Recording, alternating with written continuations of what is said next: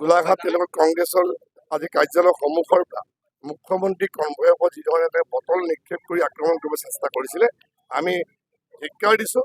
কংগ্ৰেছৰ এইটোৱে হৈছে সংস্কৃতি। আমি যোৱা সময়তে দেখা পাইছিলোঁ যিধৰণে কংগ্ৰেছে তেওঁলোকৰ চৰকাৰ যেতিয়া আছিলে শাসন কালত কি ধৰণে তেওঁলোকে অত্যাচাৰ কৰিছিলে। নগাঁওবাসী ৰাইজৰ সাক্ষী এইবিলাক কথা। গতিকে সেই যিটো অপশাসন ৰাইজে কিন্তু পাহৰা নাই আৰু তেওঁলোকে এতিয়া ক্ষমতাত নাই। এগৰাকী মুখ্যমন্ত্ৰী যিধৰণে জনপ্ৰিয় মুখ্যমন্ত্ৰী অসমৰ জাতি ভাতি আজি আমাৰ জাতি মাতি ভেটি ক্ষেত্ৰত কাম কৰি গৈছে আৰু প্ৰতিটো মুহূৰ্তত অসমৰ ৰাইজৰ কাৰণে কাম কৰি গৈছে, ৰাইজে দেখা পাইছে। আৰু সেইগৰাকী জনপ্ৰিয় মুখ্যমন্ত্ৰী গাড়ীৰ ওপৰত যিটো তেওঁলোকৰ আজি আক্ৰমণ কৰিব চেষ্টা কৰিছে, তেওঁলোকৰ হৈছে কি এইটো তেওঁলোকৰ মানে যিটো চৰকাৰে ক্ষমতাত নাই তাৰ বাবে তেওঁলোকে কি কৰিলে ক্ষমতাত আহিব কাৰণ মুখ্যমন্ত্ৰীগৰাকীৰ ওপৰত তেওঁলোকৰ এই যিটো এটা চাব গ'লে যিটো এটা অহিংসা বা তেওঁৰ যিটো তেওঁৰ যি জনপ্ৰিয়তা তাত তেওঁলোকে শংকিত হৈছে আৰু তাৰ কাৰণে তেওঁলোকে এই ধৰণৰ আজি কাম কৰিবৰ কাৰণে বাধ্য হৈছে। মই ভাবোঁ যে আজি তেওঁলোকে বটল নিক্ষেপ কৰিছে, কাইলৈ আৰু তেওঁলোকে বেয়া কাম কৰিব। গতিকে এইটো কেতিয়াও মানি লোৱা নহ'ব। আজি ভাৰতীয় জনতা পাৰ্টী নগাঁও জিলা সমিতিয়ে আজি ইয়াত এই প্ৰতিবাদ কৰিছোঁ। অসমৰ প্ৰত্যেকখন জিলা সদৰতে এই প্ৰতিবাদ হৈছে। এইটো কেতিয়াও মানি লোৱা নহ'ব। যিকেইগৰাকী ব্যক্তিক ইতিমধ্যে কৰায়ত্ব কৰি আছিল শাস্তি দিব লাগিব। মই পুনৰবাৰ কৈছোঁ যে কংগ্ৰেছৰ এইটো এটা সংস্কৃতি অপশাসন আৰু তেওঁলোকে যেতিয়া শাসনত যেতিয়া তেওঁলোক নাথাকিব তেওঁলোকৰ মতিভ্ৰম হৈ শাসনত আহিবৰ কাৰণে তেওঁলোকে এই ধৰণৰ পন্থা অৱলম্বন কৰে। গতিকে আমি পুনৰবাৰ সকীয়াই দিছোঁ যে এইবিলাক যে কাম নকৰে। মুখ্যমন্ত্ৰীগৰাকী সকলোৰে মুখ্যমন্ত্ৰী, এগৰাকী জনপ্ৰিয় মুখ্যমন্ত্ৰী যোৱা 4টা বছৰত কি কাম কৰিছে আজি দেখা পাইছে। গতিকে এইগৰাকী মুখ্যমন্ত্ৰী যিগৰাকী সাহসেৰে অসম আৰু অসমীয়া ৰাইজৰ কাৰণে খিলঞ্জীয়া ৰাইজৰ কাৰণে কাম কৰি গৈছে, সেইগৰাকী মুখ্যমন্ত্ৰীৰ ওপৰত এই আক্ৰমণটো কেতিয়াও সহ্য কৰা নহ'ব।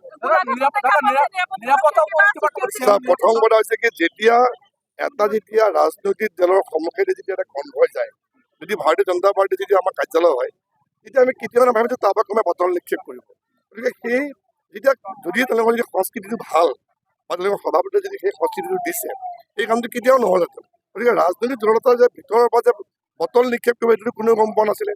কিন্তু পিছত আমি গম পালোঁ যে এই যে যিটো সংস্কৃতি তেওঁলোকৰ আছে তেওঁলোকক এইটো শিকাই দিছে যে কনভয়টো যাব বটল নিক্ষেপ কৰিব, কাইলৈ বোলে পাথৰ নিক্ষেপ কৰিব।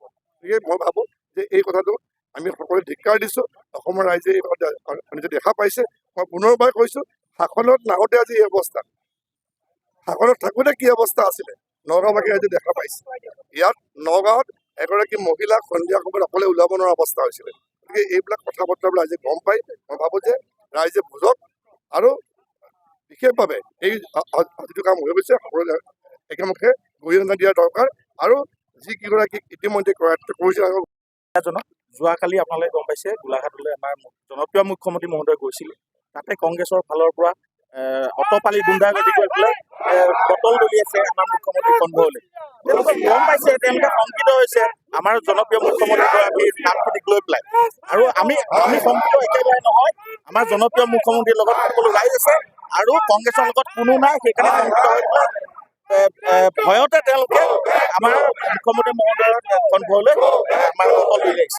ৰাইজক কেইবাটাও ডাঙৰ উপহাৰ কালি দিছে আৰু সেই উপহাৰ দিয়া বিভিন্ন কাৰ্যসূচীসমূহৰ মাজতে এটা কাৰ্যসূচী আছিল ইনডোৰ ষ্টেডিয়াম ভিজিট।